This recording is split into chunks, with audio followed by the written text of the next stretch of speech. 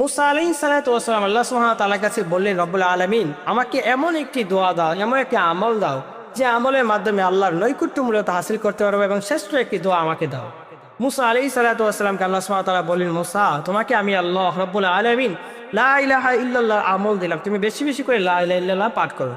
লা ইলাহা ইল্লাল্লাহ তুমি বেশি বেশি করে পাঠ করলে আল্লাহ সুবহানাহু ওয়া তাআলার কাছে শ্রেষ্ঠ আমলের অন্তর্ভুক্ত হতে পারবা।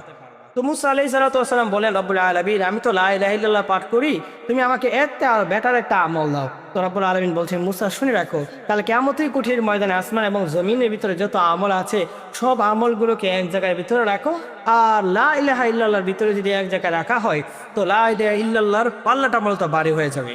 তো আমরা এই আমলটা বেশি বেশি করে পড়বো ইনশাআল্লাহ, লা ইলাহা ইল্লাল্লাহ, লা ইলাহা ইল্লাল্লাহু মুহাম্মদ সাল্লাল্লাহু আলাইহি ওয়াসাল্লাম, রসুলের উপরে দরুদ পাঠ করা হবে, এবং এই যে কালিমা লা ইলাহা ইল্লাল্লাহ কালিমার উপর আমল করাও হয়ে যাবে।